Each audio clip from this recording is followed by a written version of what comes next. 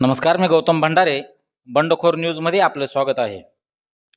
नुकतीच परभणी येथे सोमनाथ सूर्यवंशी यांचा लॉकअपमध्ये मृत्यू झाला. त्या ठिकाणी रुजू असलेले पोलीस निरीक्षक घोडबांडे हे भीमा कोरेगाव या ठिकाणी असताना तेथे 2018 साली दंगल झाली. त्यानंतर नांदेडमध्ये अक्षय भालेरावचा खून करण्यात आला. तेव्हाही घोडबांडे हेच त्या ठिकाणी रुजू होते. त्यामुळे त्या घटनेवरून आता नुकताच अकलूज प्रांत कार्यालयावर मोर्चा काढण्यात आलेला आहे.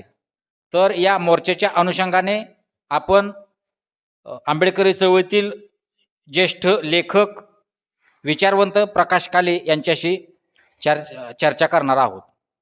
सर्वप्रथम सर्वांना जय भीम. आपण अशोक गोरबांड यांच्याविषयी जे मत व्यक्त केलं ते 100% सत्य आहे. अशोक गोरबांड हा पोलीस निरीक्षक ज्या ज्या पोलीस स्टेशनला कार्यरत असतो त्या त्या ठिकाणी जातीय तेढ निर्माण झालेली आहे आणि आंबेडकरवादी दलित युवकांना तो उत्पीडन करतो असा माझा त्याच्यावर आरोप आहे. भीमा कोरेगाव 2018 साली जी भीमा कोरेगावची दंगल झाली होती त्यावेळी अशोक गोरबांड हा तिथे कार्यरत होता, पोलीस प्रशासनाच्या सेवेत होता. त्यावेळी त्याला ती दंगल आटोक्यात आणता आली नाही. म्हणजे त्याची कुणकुण त्यांना होती. उपद्रवी सामाजिक अराजकता पसरवणाऱ्या व्यक्तींनी ती एका दिवसात केलेली दंगल नव्हती. त्याचं ते षडयंत्र अनेक दिवसापासून चालू होतं की 2018 साली 200 वर्षे पूर्ण होणार होती भीमा कोरेगावच्या इतिहासाला आणि साहजिकच 200 वर्षाचं औचित्य साधून अनेक भीमसैनिक तिथे येतील याचं हिंदुत्ववाद्यांना आगाऊ म्हणजे त्यांना कल्पना होतीच. तर त्यांचं असं म्हणणं होतं की 2018 भीमा कोरेगावची जी 1 जानेवारी 1818 साली लढाई झाली आणि त्यांची निर्णायक हार झाली आणि पेशवाई लयाला गेली त्याचं शल्य कुठं तर त्यांना होतं. त्यावेळेस नव्हतो त्या प्रसंगात, परंतु आज आपण त्या वंशज त्यांचे आहोत आणि या म्हणजे पूर्वाश्रमीच्या महार लोकांच्या अवलादींना आपण धडा शिकवू असं त्यांचे मेसेज फिरत होते आणि त्या दृष्टिकोनातून तिकडं आसपासच्या खेडेगावामध्ये मीटिंग वगैरे होत होत्या आणि त्याचा परिपाक म्हणून असा झाला की 2018 साली भयानक असे दंगल झाले. विशेष असं आंबेडकरी समाजाला दंगलीचं काही एवढं विशेष असं वाटत नाही, पण त्याची कल्पना असते तर मात्र मग भरपूर काहीतरी झालं असतं. पण ते अचानक त्यांनी भ्याड हल्ला केला, म्हणजे कुठली पूर्वसूचना न देता हे निशस्त्र अशा भीमसैनिकावर हल्ला केला. मला एवढंच म्हणायचं होतं की अशोक गोरबांड हा त्यावेळी तिथंच होता. त्याने ती रोखली नाही दंगल किंवा कायद्याचं त्यानं दंगेखोरांना सांगितलं नाही की बाबा तुम्ही असं केलं तर तसं होईल, असं काहीच नाही. म्हणजे दंगलीला पूरक अशी त्यानं भूमिका घेतली. त्यानंतर परभणी येथे नांदेड येथे तो ज्यावेळेस कार्यरत होता, कामाला होता, त्यावेळेस अशा जातीय वैमनस्यातून अक्षय भालेराव या बौद्ध युवकांची निर्गुण हत्या झाली आणि त्यावेळेस नांदेडमध्ये पण हाच पोलीस निरीक्षक अशोक गोरबांड होता. आणि आतासुद्धा परभणीमध्ये जे काय घडलं त्याची पार्श्वभूमी बांगलादेशमध्ये हिंदूंवर अनन्वित अत्याचार होतात अशा भारतामध्ये त्याच्या बातम्या यायच्या. त्यामुळे भारतात असं झालं की बाबा हिंदू एकता व्हावी, हिंदूच्या रक्षणासाठी हिंदूंनी एक व्हावं आणि जे अत्याचार करतात त्यांना आपण धडा शिकवावा असं तसं त्यांचं चाललंच होतं. तर परभणीमध्ये त्यांनी 10 तारखेला मीटिंग घेतली, मोर्चा काढला होता. त्या अनेक वक्त्यांनी भाषणं केली, पण तत्पूर्वी तो मोर्चाही एका दिवसात निघाला नाही. त्या मोर्चाची पूर्वतयारी म्हणून त्यांनी 8 दिवस तिथं वातावरण निर्मिती केलेली होती आणि त्यामध्ये संविधान हे हिंदुत्व विचाराला मारक आहे भारतीय संविधान. तर हे संविधान बदलावं किंवा जे सर्व संविधान धर्मनिरपेक्ष आहे ते हिंदुत्ववाल्यांना तसं मान्यच नसतं. तर त्यांचं ते म्हणणं होतं की हे संविधान बदलायला वगैरे पाहिजे, अमुक तमुक असं चाललं होतं. तर त्यांच्या त्या शिकवणीचा परिणाम म्हणून सोपान दत्तराव पवार नावाच्या नराधमानं ते ऐकलं आणि त्यानं ते संविधान शिल्पाची विटंबना केली. आता सोपान पवार हा मनोविकृत आहे किंवा माथेफिरू आहे असं पोलीस प्रशासन किंवा राज्याच्या मुख्यमंत्र्यांनी जाहीर केलं. विषय असा आहे की तो माथेफिरू असता तर त्यानं मंदिरात असं का कृत्य केलं नाही. त्याला बाबासाहेबाचं संविधान किंवा बाबासाहेबाचा स्टॅच्यू का दिसला. तो जातीनं उच्चवर्णीय आहे, तो मनोविकृत नाही. त्या गावातली त्याला लहानपणापासून ओळखणारे तो मिर्झापूरचा आहे आणि मिर्झापूरमध्ये सगळी लोकांना माहीत आहे तो वेडा नाही, तो चक्रम नाही, तो माथेफिरू नाही. त्याला जाणीवपूर्वक दंगल घडवायची होती आणि त्यावेळेस पोलिसांनी काय केलं, हे भीमसैनिकांना कळलं की बाबा असं असं 5:30 वाजता बाबासाहेबाच्या पुतळ्यापाशी एका माणसानं विटंबना केली. मग त्याचं ते साहजिकच राग येऊन तिथं आपले लोक गोळा झाले. जे काही त्यांनी केलं ते त्यांची रिॲक्शन होती, त्यांची ती भावना होती. बरं ठीक आहे. तर त्या पुतळ्यापासून 3 किलोमीटर अंतरावर सवर्णाची काही व्यक्ती गळ्यात निळं गमजे टाकून हातात झेंडं घेऊन दिसेल त्या वाहनावर दुकानावर दगडफेक करत होते आणि विशेष म्हणजे पोलीस त्यांना प्रोत्साहित करत होते. म्हणजे पोलिसांना हे अपेक्षित होतं की असं चिडावं, असं व्हावं, आंबेडकरी युवकाने यावं रस्त्यावर, त्यांनी काहीतरी उद्रेक करावा आणि ते उद्रेक केला की आम्हाला एक कारण गावतंय कॉम्बिंग ऑपरेशन करण्याचं. अशी त्यांची ती स्ट्रॅटेजी होती, त्यांची ती रणनीती होती. कारण पोलीस हे विशिष्ट जातीसाठी काम करतात. म्हणजे आकाश घोरबाण जो आहे, जो तिथला पोलीस निरीक्षक, की तोच जाणीवपूर्वक हुसकवत होता की मराठा समाजाला की तुम्ही निळं गमजे घाला आणि तुम्ही गाड्यांवर अटॅक करा. म्हणजे त्यांचं जे षडयंत्र होतं असं तुम्हाला वाटतं का? हो, निश्चित षडयंत्र होतं. निश्चित षडयंत्र होतं. कॉम्बिंग ऑपरेशनच्या वेळेस सुद्धा अनेक व्हिडिओ समोर आलेत की जे पोलीस नाहीत अशा व्यक्ती दलित युवकाला, महिलावर काठीनं बेदम मारहाण म्हणजे करतात. असे व्हिडिओ आहेत सध्या. आता त्या नराधमाला अटक केलेली आहे. तो उपचार घेत होता, तरी पण तिथे चांगली ट्रीटमेंट चालू आहे.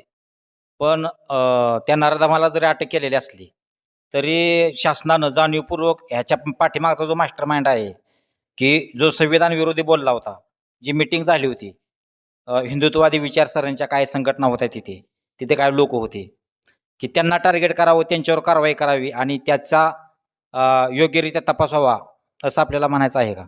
हो, निश्चित. विषय असा होता की सोपान पवार यानं जे काही कृत्य केलं, पोलिसांनी त्याला अरेस्ट केली. त्याचा कस्टडीमध्ये का मृत्यू झाला नाही? ज्या सोमनाथ सूर्यवंशी नावाच्या एका कायद्याचा पदवीधर असणाऱ्या युवकाचा तिथं निर्घुण हत्या झाली. न्यायालयीन कोठडी कोर्टानं सुनावली होती त्याला. हे एक विशेष वाटतंय की ज्याच्यावर ज्याला मारहाण केली तो वयस्कर असताना तो योग्यरित्या ती ट्रीटमेंट घेतोय हॉस्पिटलमध्ये. आणि सोमनाथ सूर्यवंशी जो आहे LLBच्या 3ऱ्या वर्षाला होता. म्हणजे काय 6 महिन्यात तो वकील होणार होता आणि तो आंबेडकरी चळवळीचा होता. सोशल मीडियावर फोटो व्हायरल झाले. जिथे जाईल तिथे तो कागद आणि पेन घेऊन असायचा आणि त्याच्या मृत्यूनंतर त्याचा मोबाईलसुद्धा गायब केलेला आहे. म्हणजे जाणीवपूर्वक वरिष्ठामार्फत पोलीस प्रशासनाला आदेश दिलेत की बाबा SC समाजाला किंवा आंबेडकरी चळवळीला जो सक्षम करतो, जो चळवळीतला चांगला विचारवंत आहे, चांगला वकील आहे, वकील होऊ लागलेला आहे, आशांचं आयुष्य बर्बाद करायचं हे षडयंत्र आहे, हे खूप मोठं षडयंत्र आहे असं आपल्याला वाटतंय का? निश्चित मी तुम्हाला तेच सांगतोय की सोपान पवार ह्या सगळ्या घटनेचं मूळ आहे. त्यानं जे कृत्य केलं नसतं तर हे काय घडलंच नसतं. आज आपल्याला मोर्चा काढावं अकलूजमध्ये, असं महाराष्ट्रामध्ये असं वातावरण काही विषयच नव्हता. मग त्या सोपान पवारला पोलिसांनी असं का ट्रीटमेंट दिली नाही की जे एका लॉच्या विद्यार्थ्याला, कायद्याचा अभ्यास करणाऱ्या विद्यार्थ्याला दिली. का दिली? तर तो शूटिंग काढत होता. पोलीस कसे अनैतिक कृत्य करायला लागलेत, बेकायदेशीर कृत्य करायला लागलेत आणि फक्त आंबेडकर समाज टार्गेट ठेवून चहूबाजूनं एकीकडनं पोलीस आणि दुसरीकडनं नागरिक उच्चवर्णीय ह्यांच्या कोंडीत आंबेडकर समाज आणायचा आणि त्यांना शासन द्यायचं. म्हणजे असं ती षडयंत्र होतं आणि हा षडयंत्र उघड पाडत होता. म्हणजे तो चित्रित करत होता आपल्या मोबाईलवर. पोलिस काय काय करत आहेत, काय ते पोलिसांनी त्याला ते हेरला, त्याला ते लक्षात ठेवलं. नुसता ते कागद आणि पेनवर पोलिसाचं ते काय कागद फाडता आला असता, पण ह्यानं व्हायरल केलं असतं तर पोलिसाचं काळं कृत्य जगासमोर आलं असतं, त्याचे मुखवट गळून पडलं असतं. आणि म्हणूनच त्यांनी त्याचा जाणीवपूर्वक खून केला. एका युवकाचा त्यांनी उगाचच असा कारणानं खून केला नाही. तो युवक त्यांना अडचणीत आणू शकत होता. तो त्यांचे काळे कृत्य चव्हाट्यावर मांडू शकत होता. त्यांचं मुखवटं तो दाखवत होता. कारण पोलीस प्रशासन हे कुठल्याही जातीचा, कुठल्याही धर्माचा, कुठल्याही लिंगाचा, कुठलाही भाषिक, कुठली व्यक्ती असली तरी त्याला पूर्ण संरक्षण द्यावं. पोलीस हे जात धर्म ह्याच्या पलीकडचे आहेत. त्यांच्या दृष्टीने सगळे नागरिक एकसारखे आहेत आणि असावेत. तरीसुद्धा काय काय पोलीस त्यांच्या मनातला जातीवाद जात नाही, त्यांचं जाती अस्मिता जात नाही, दुसऱ्याला नीच समजण्याची, स्वतःला उच्च समजण्याची त्यांची मानसिकता, त्यांची प्रवृत्ती संपत नाही. असे पण आहेत पोलिस. तर ती पोलीस असे त्यांच्या त्यामुळं एका युवकाचा निर्गुण हत्या झाली. आता कोम्बिंग ऑपरेशन दरम्यान काही पोलीस गाड्या फोडताना ती क्लिप व्हायरल झालेली आहे, तर त्या पोलिसांवर कारवाई व्हावी अशी आपण मागणी केली का? तर निश्चित मागणी केली, पोलिसांवर कारवाई व्हावी. पोलीस हे रक्षक असतात, पोलीस हे गुंड नाहीत. आमच्यातला असं कोणाचे जे कोणी सर्वसामान्य व्यक्तींचे नुकसान करतंय त्याला शासन मिळालंच पाहिजे. मग पोलिसांनी अशा व्यक्तींना धरायला पाहिजे का स्वतःच गाड्या फोडल्या पाहिजे? असा कुठला न्याय? हे चुकीचं आहे. पोलीस स्वतःच लोकांच्या गाड्या फोडतात. मग पोलीस पोलीस कशासाठी आहे? ते कायद्याचे रक्षक आहेत. पण कायद्याचे रक्षक जर असे भक्षक बनायला लागले तर न्याय कोणाकडे मागायचा? सर्वसामान्यांनी कोणाकडे न्याय मागायचा? असं आहे ना. काही जणांचं असं मत येते की कलेक्टर हा SP ला किंवा पोलिसांना आदेश देत असतो. मग तुम्ही घोरबांडे यांच्याबरोबरच तिथला जो स्थानिक कलेक्टर आहे त्यांच्यावर कारवाई करावी अशी मागणी केली का? नाही ना, मागणी जिल्हाधिकाऱ्यांवर कारवाई करावी म्हणून अशी मागणी नाही, पण करावी इथं तर मी म्हणतोय आमच्या म्हणजे ते ह्याच्यात नाही. कारण जेवढं मुद्दं प्रकर्षानं नजरेच्या टप्प्यात आमच्या आलं ते आम्ही इन्क्लूड केलं. पण तुम्ही म्हणताय तसंच आहे. कारण पोलीस सणावर महसूल प्रशासनाचा अंमल चालतो, अधिकार चालतो आणि सगळ्या म्हणजे एकूण जेवढं सरकारचं विभाग आहेत, शासनाचं विभाग आहेत, त्या विभागाचे सर्वस्व अधिकार कुठल्याही विभागाचा झाडाझडती सुद्धा घेण्याचा डायरेक्टली इनडायरेक्टली अधिकार जिल्हा प्रशासनाला असतो, जिल्हाधिकाऱ्यांना असतो. तर त्यांच्याकडनं पण चूक झालेली आहे.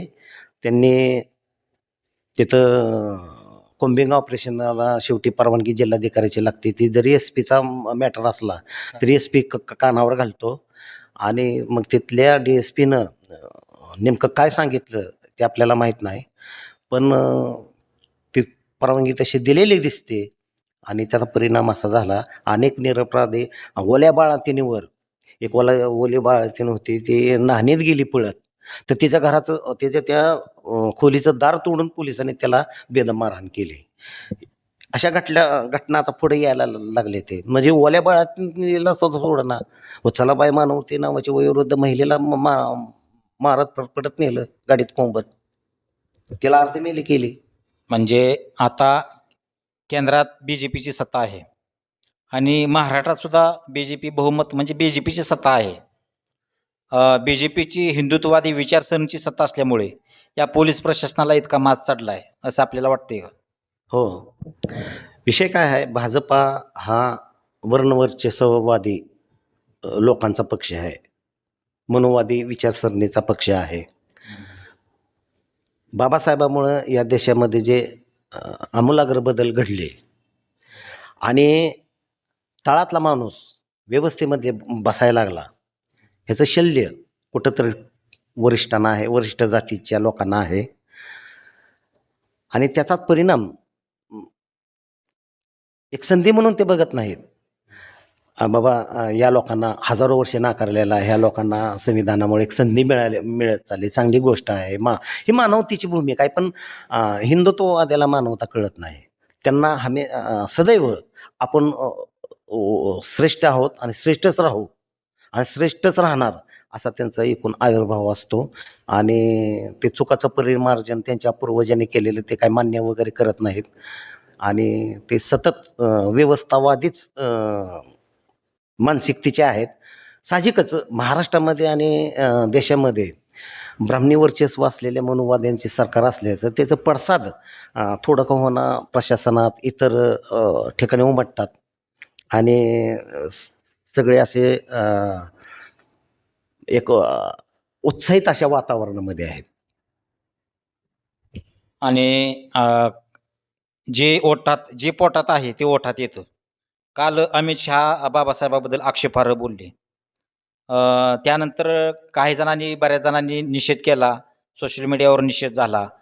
तर याबद्दल आंबेडकरी समाजानं आक्रमक व्हावं, मग तो कुणी का असेना, तर ते आंबेडकरी समाजातील विविध गटातील नेते असतील, कार्यकर्ते असतील, त्यांनी काय भूमिका घ्यावी अशी आपल्याला वाटते? जिथं बाबासाहेबाचा संबंध येतो तिथं पक्ष संघटना ह्या थोड्या बाजूला ठेवाव्या. शेवटी पक्ष म्हणजे काय आहे, तर पक्ष म्हणजे एक विशिष्ट विचारधारा मानणाऱ्या लोकांचा समूह असतो. पण जिथं बाबासाहेबामुळंच आपल्याला एवढं कळलं ना आज पक्ष वगैरे अमकं तमकं आणि बाबासाहेबाचा कोण अनादर करेल मग तो देशाचा गृहमंत्री असो, राष्ट्रपती असो, नाही तर पंतप्रधान असो, कोणीही असो, काय कारण नसताना अमित शहानं काँग्रेसला खिजवायचं डिवचायचं हा त्यांच्या पार्टी लेवलचा प्रश्न आहे. त्यांचे राजकीय वैमनस्य आहे, ते विरोधी पक्ष आहे, ते एकमेकाचे. ठीक आहे, आमच्या बाबासाहेबांना मध्ये घेण्याचं काय कारण होतं? तर राहुल गांधीविषयी त्याच्या ॲक्टिव्हिटीविषयी त्यांना बोलायचं होतं, जरूर झोडपायचं होतं. तुम्ही त्यांना एकमेकांना बघून घ्या, तो तुमचा अधिकार आहे, लोकशाहीने दिलेला तुमचा अधिकार आहे. पण ह्याच्यात बाबासाहेबांचा नाव घेण्याचं काय कारण आहे? आणि ते घेतलं कुचितपणानं तो म्हणतो. विषय काय आहे, त्यालाच ती म्हणायचं होतं की बाबासाहेबांना तुम्ही आजपर्यंत म्हणजे बाबासाहेब जिवंत असतानाच त्यांना काही संधी दिली नाहीत किंवा त्यांना डॉमिनेट केलं, त्यांचं खच्चीकरण केलं. ठीक आहे ते सगळं. हे पुन्हा त्याने तो शब्द फिरवाफिरवी केला. हे प्रकरण जेव्हा अंगलट आलं तेव्हा त्यांनी शब्दाची फिरवाफिरव केली. विषय काय होता, त्याचे जे आविर्भाव होता, बोलण्याचा जो टोन होता तो खटकण्यासारखा आहे की आंबेडकर आंबेडकर आंबेडकर आंबेडकर आंबेडकर आंबेडकर असं जर नाव घेतलं असतं तर तुम्हाला म्हणजे त्यांच्याऐवजी देवाचं नाव घेतलं असतं तर स्वर्गात मिळालं. मग आंबेडकराचं नाव घेतल्यावर नरकात जाणार आहेत का? जर देवाचं नाव घेतल्यावर स्वर्गात जात असेल तर आंबेडकराचं नाव घेतल्यावर तुम्ही नरकात जाणार आहे का? ही स्वर्ग नरकाची संकल्पना आली कुठनं? म्हणजे ही जी भूमिका होती हीच मुळात चुकीची आहे. त्यांनी राहुल गांधीला काय बोलावं, काँग्रेस पक्षाला काय बोलावं, ही त्यांचा व्यक्तिगत त्यांच्या पक्ष लेवलला किंवा लोकशाहीने दिलेला अधिकार आहे. पण बाबासाहेबाला तिथं मध्ये घेण्याचं काय कारण होतं? आणि घेतलं ते घेतलं असं कुच्चित बोलण्याचं काय कारण होतं त्याचं? म्हणून तर सगळ्या समाजाला ते खटकलेलं आहे. सगळा समाज त्या निषेधच कायमच करत.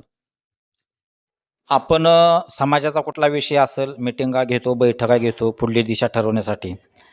पण काही संधी साधू समाजाच्या राजकीय भांडवल करतात.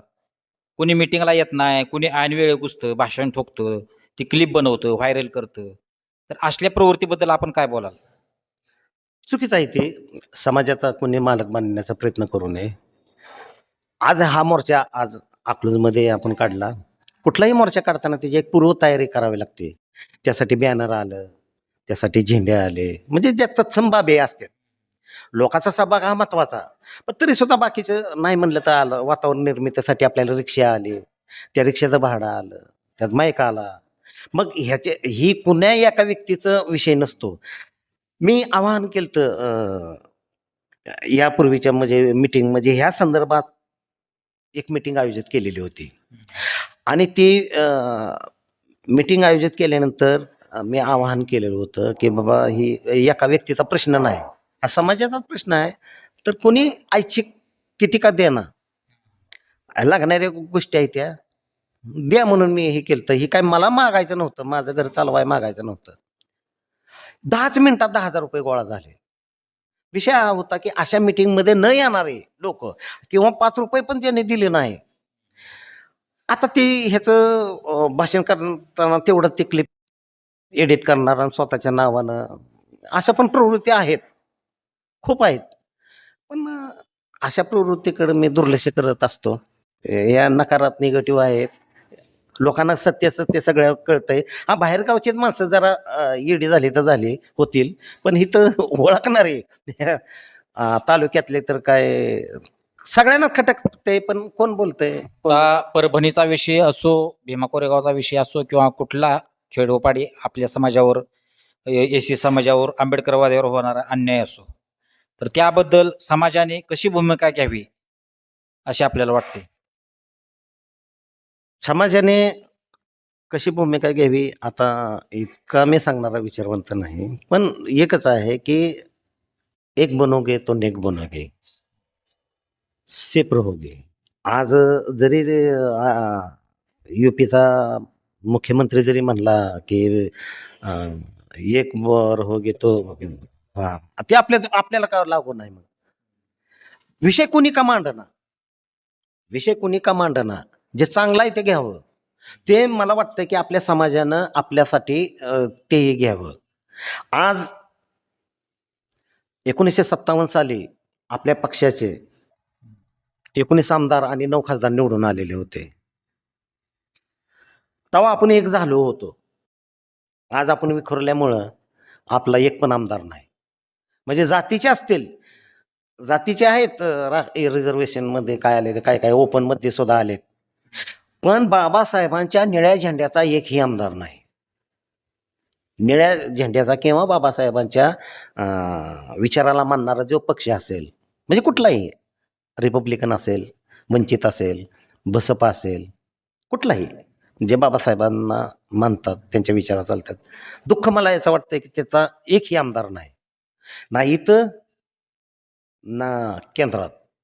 फक्त एक आपले ॲडव्होकेट एकतर बौद्ध समाजाचा आमदार मताद्वारे निवडून येत नाही, आपल्या बौद्धांच्या मतावर निवडून येत नाही आणि बौद्ध उमेदवाराला इतर समाजाचे मतदान करत नाहीत, असे आपल्यातलेच काही राजकीय नेते चर्चा करताना बोलतात.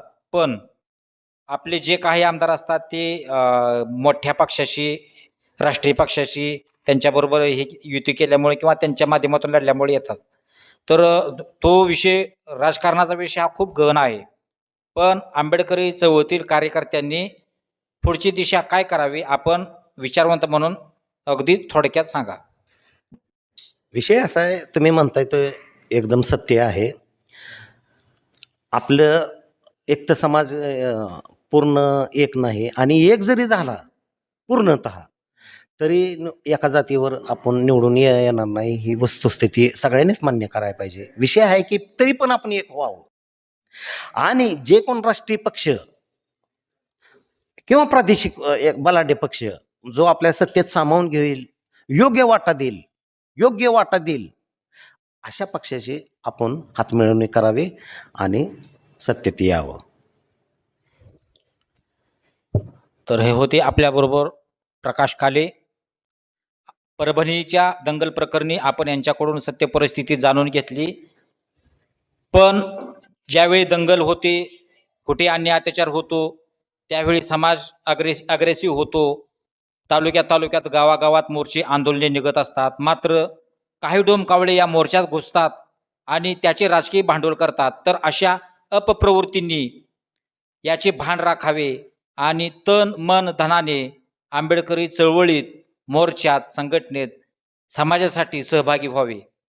इतकेच.